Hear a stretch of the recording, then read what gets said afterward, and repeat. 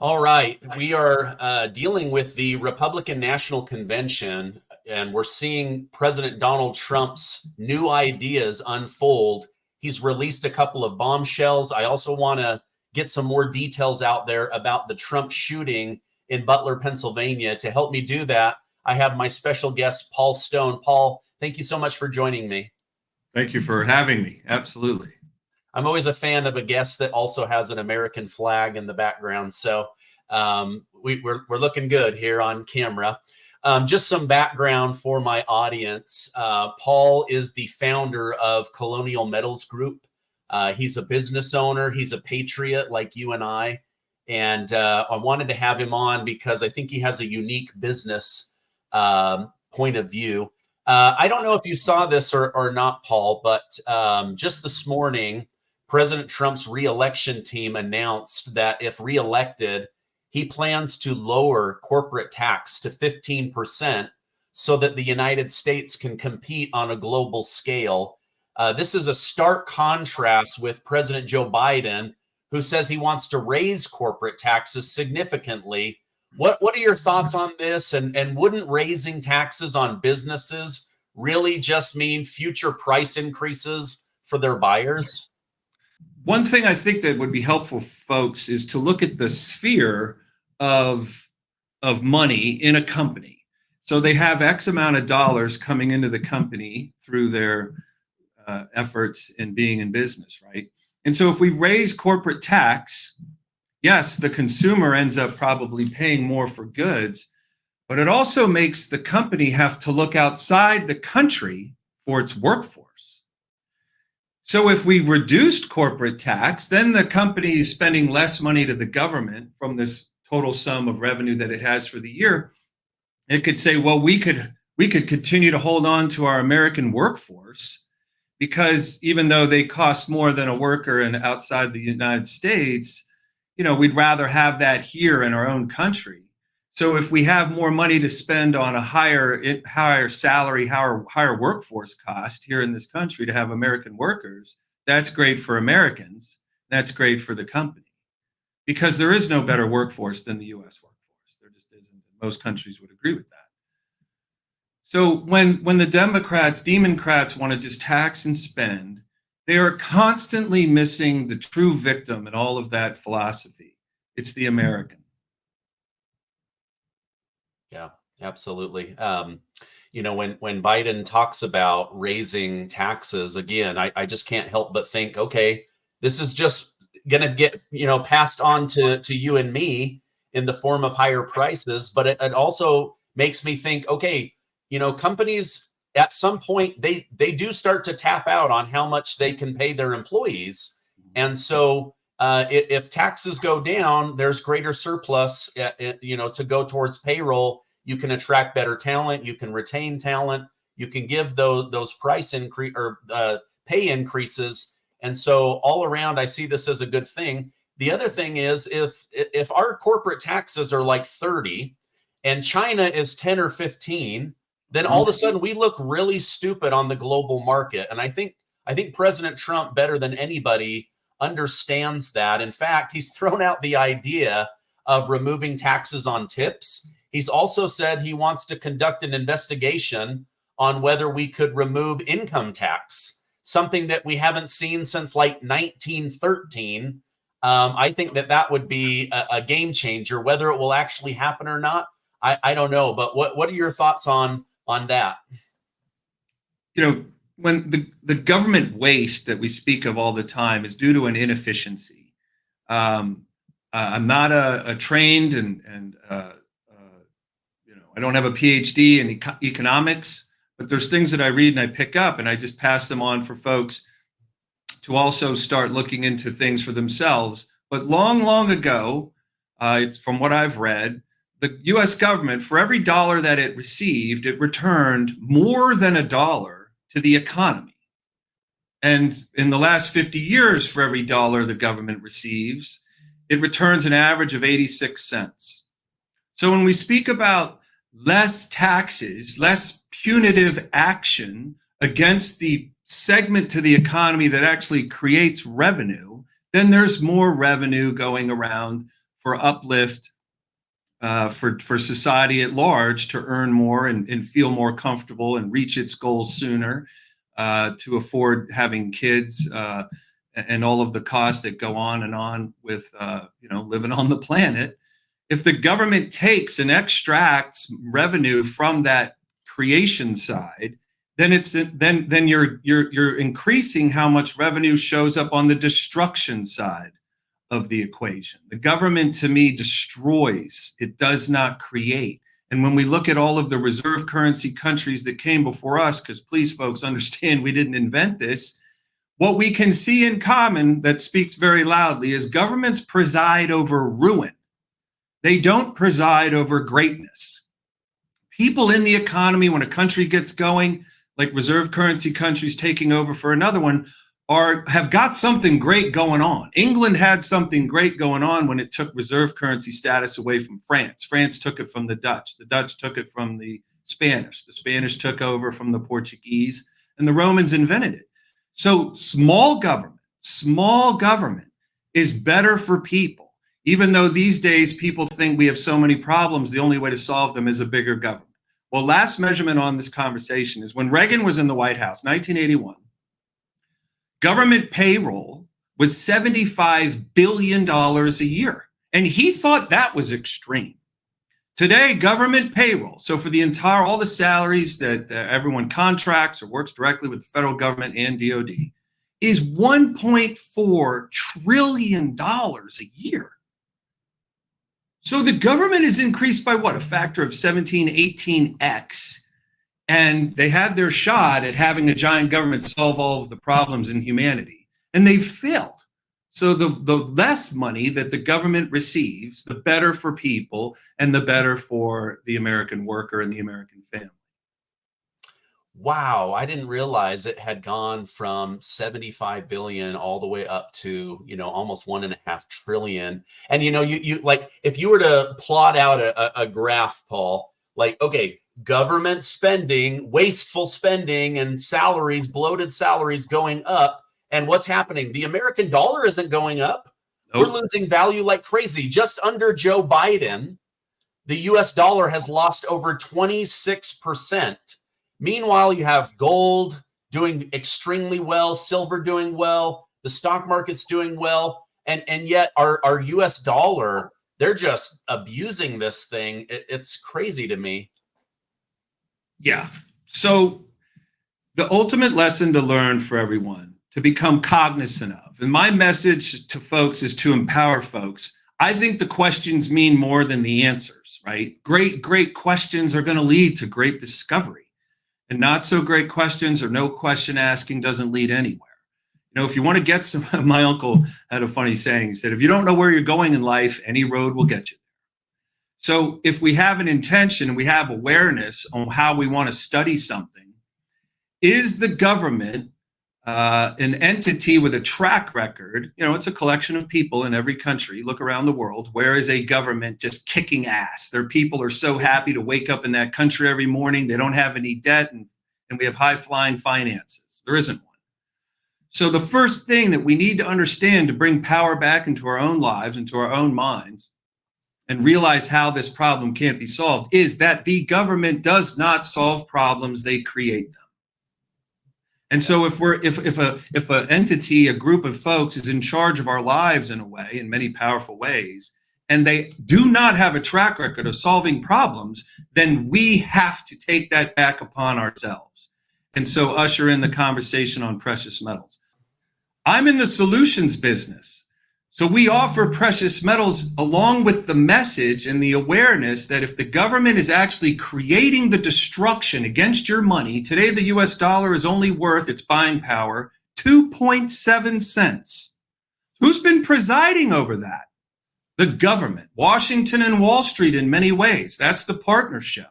While we've been toiling away in the economy and doing our stuff and raising kids and paying taxes and dealing with unsurmountable challenges that continue to stack up and pile up against us decade after decade after decade, you better believe that when you're thinking about a candidate this November, there's one person that's actually built something. One. And that's how simple folks need to look at it. You may not like all the things that person has been saying or has done, or, you know, his social dance card, and you judge that. But when you're looking for the chief executive officer of the United States of America, please, God, let them have some business, some successful business experience. Because at least then there would be one person who does have a track record in Washington of presiding over success and turning things around. Gold and silver is a solution to a problem that generally can't be solved. And so and I say this to folks, how you'll probably experience the financial difficulties that history says is coming our way will be driven by where your money was located when that troublesome time came around the corner.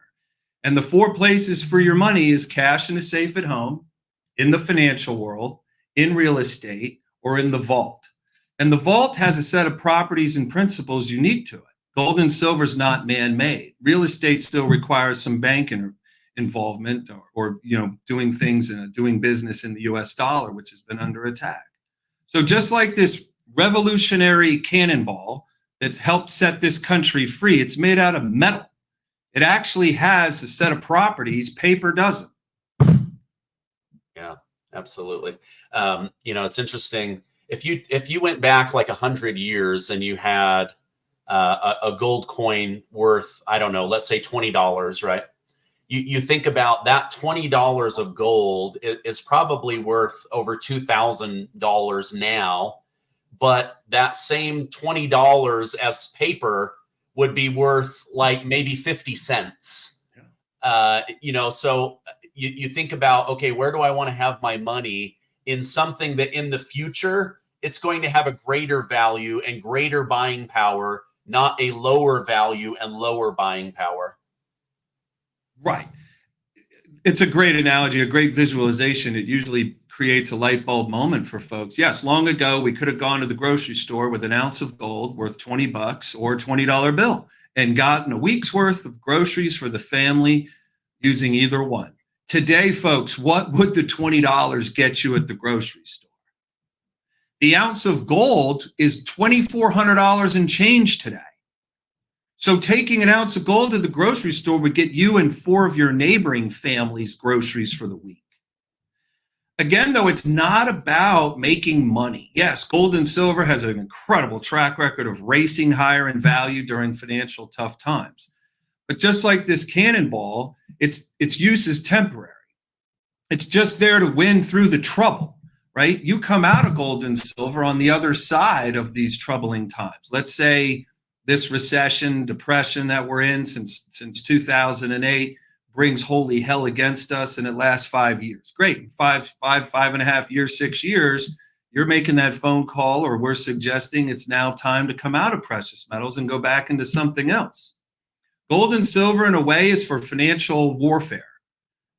Times of peace generally lasts a lot longer than the destruction that you would then need some protective measures for.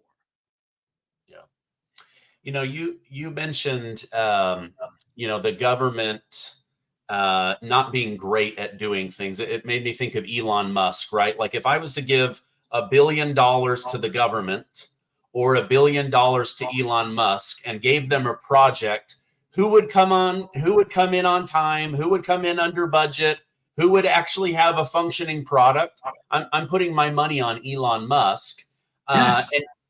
And yet, I don't know if you saw this, but he just fully endorsed President Donald Trump and committed $45 million a month to his reelection. So you have one of the smartest men alive, one of the greatest ventures alive, one of the richest man alive as of right now. And he's saying, we cannot have Joe Biden in office anymore. We have got to tighten down on government. We've got to protect the dollar. We've got to protect our border, our country. We've got to, even though he sells electric cars, he believes in, drilling and keeping energy costs affordable.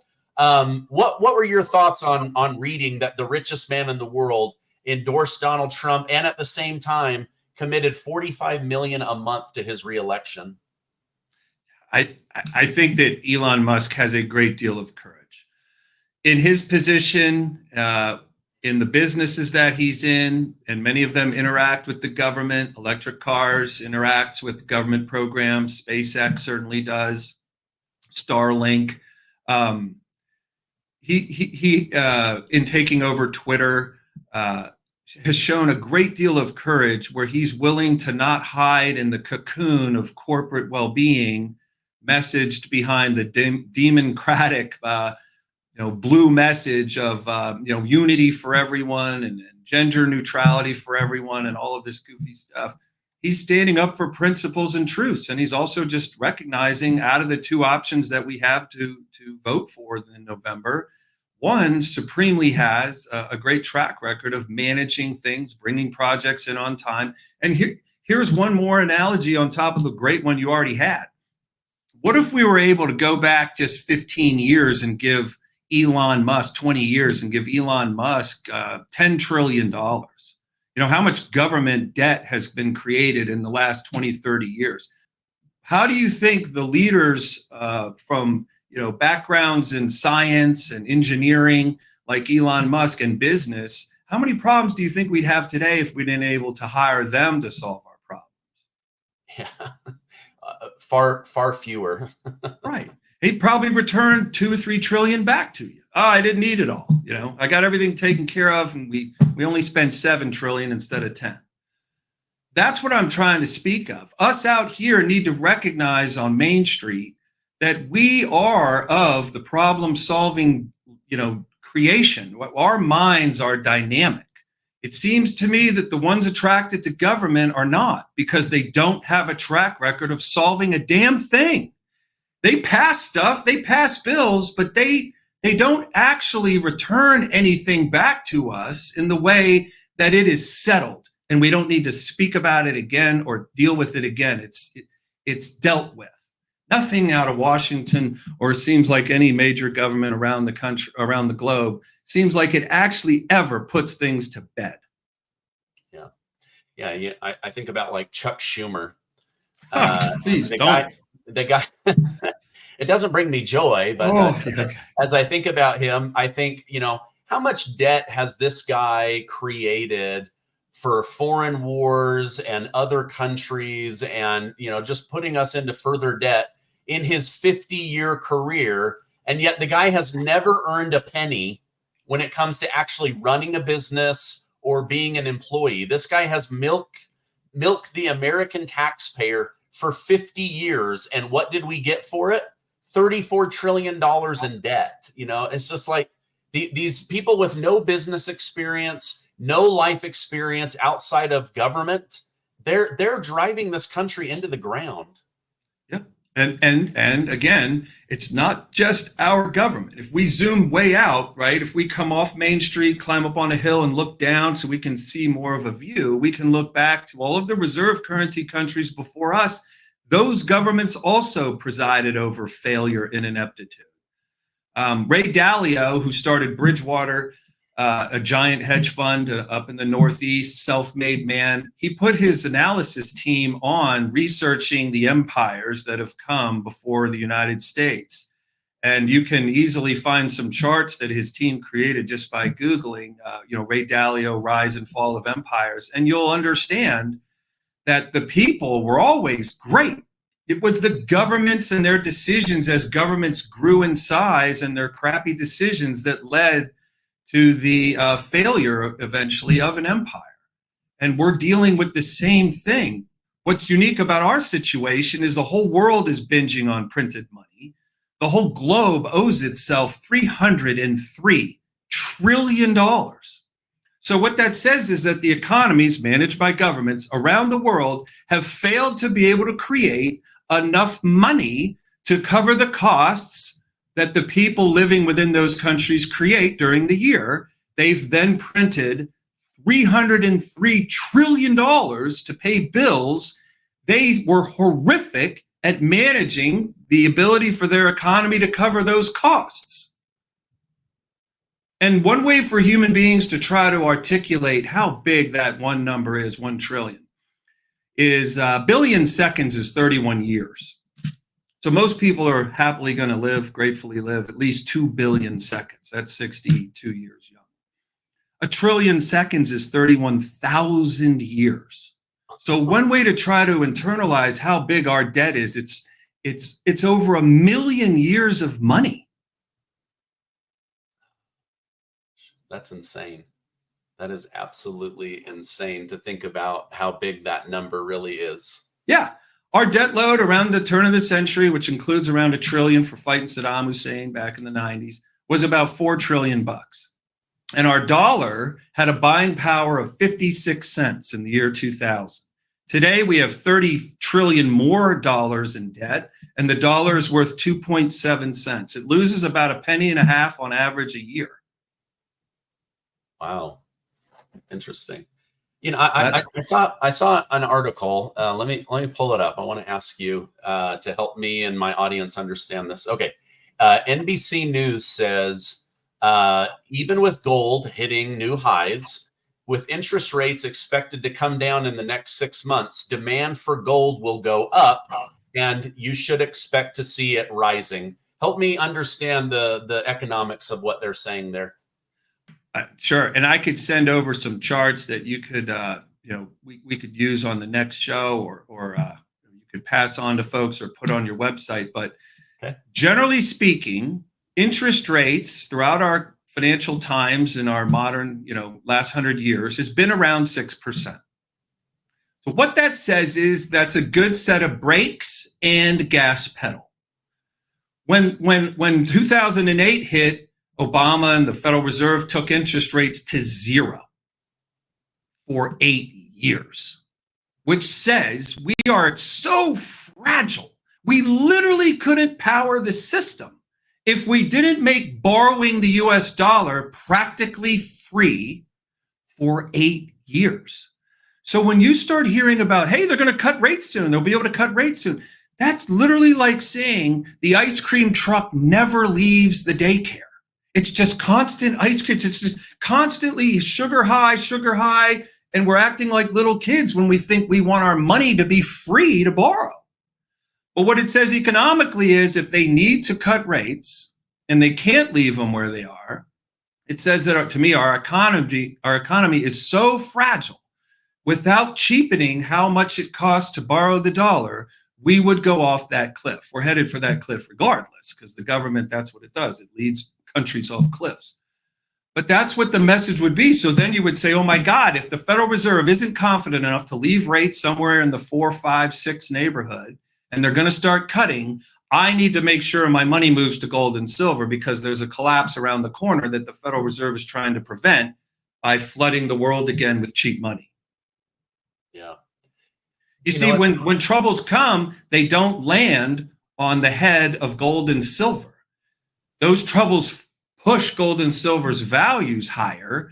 But if you start to think of money as a resource, most people's money these days is in that vapor of the American dollar and the system that it supports. When your money leaves that system into something metal, into something real and not man-made in gold and silver, then you have locked down the value of that money and made damn sure it stays yours, accessible to you at all times, and as liquid as a phone call. Physical gold and silver, whether it's in a retirement account or in a safe at your home, in a depository, in a retirement account, or at your house, it's literally your financial property. Yeah. Wow. That's amazing. One thing that is concerning to me, you just mentioned the interest rates coming down. They've got to make the money cheaper. I'm sure some of that is so the government can pay their bills, right? But number two, I'm seeing all these other countries buying gold to strengthen their reserves, except for the United States of America. That's very concerning to me, the fact that they're like doubling down on the dollar that's dying and not doubling down on gold and silver like all of these other countries are. I'm having a hard time connecting that, why the government wouldn't do that. One way, great question. Again, I spoke on this before. The government, so Einstein said that the mind that created the problem cannot possess the solution. So what that speaks to in me is that the mind that creates the error lacked the vision to see the error as an outcome to its choice. So it made the choice and then got the error. So our government is in the error-making business. They do not see what you see, Stephen. They don't see what your viewers see, and that's why we're confused and we think, well, why would they double down? They're not doubling down. They're continuing on. What's even worse is they're not doubling down. They're continuing on the path of their own vision that they see eventually brings success our way. Eventually, after 30 losing seasons where they've hardly ever won a game, they're finally going to get a Super Bowl ring. Somehow, this is the way they're going to do it. So they're in pursuit of modern monetary theory in America, where they now think, it's a great idea, it's just ridiculous as hell, is that money is a commodity. Farmers can produce eggs and corn, commodities. The government's commodity that it gives birth to every day is the dollar. And it can create as much of that commodity as it wants to. That's preposterous, because everything back where we live on Main Street, there's a cause and effect. If you flood the world with dollars, the price of commodities goes up, and as my buying power goes down, it doesn't keep up with my wage growth. So I drown out and the government kills the American family. That's what's destroying the middle class. John Deere just came out, even though with record profits, said it was going to close a couple of its plants and send those jobs to Mexico. So there's another couple towns that just die. They just die because the jobs go away, and now folks need to try to find new ways to make that great income and find that pride and camaraderie that they shared for so long, with all those townsfolk being coworkers and everyone kind of dealing with the challenges that come to that town equally. Now they have to wonder, where are they going to find that resource in income next? It's insidious, the idea that you can have something for nothing. So why would the U.S. government be in pursuit of buying gold? It literally has a new religion, and that's modern monetary theory, where the government can create as much of this commodity as it needs to or wants to. Therefore, there's never a bust. There's never a bank failure. There's never a government bankruptcy. There's never a lights out scenario, which is insane, because the dollar, it could be worth 1/10 of a cent. I'll finish with this. The dollar could eventually be worth 1/10 of a penny, but you'd be paying $30 for a coffee. So now who's even going to work? It literally would cost you too much money to drive to work versus what you would get paid to get there. So everything stops. It's insane. Yeah. Oh gosh. Well, that's why I like to look for solutions outside of the government. And I appreciate. That's a good idea. Yeah, I appreciate what you and your company do.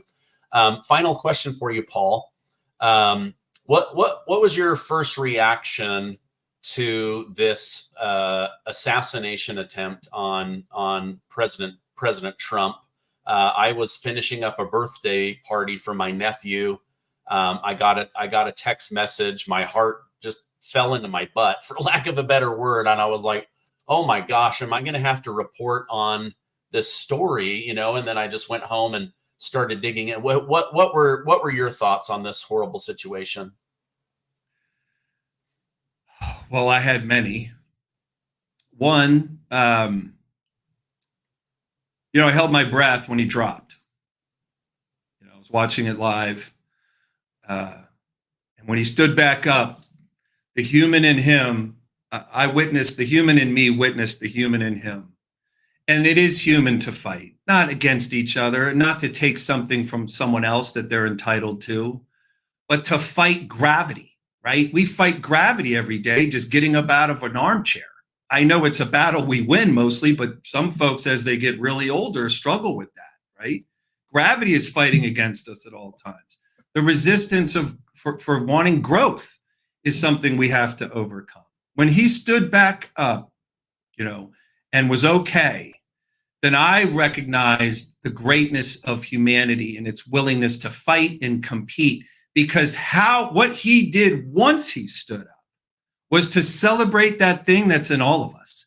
And that is the thirst, the unquenchable thirst to win, to exist, to thrive, to be known for something, to be great at something, and to do something great for others.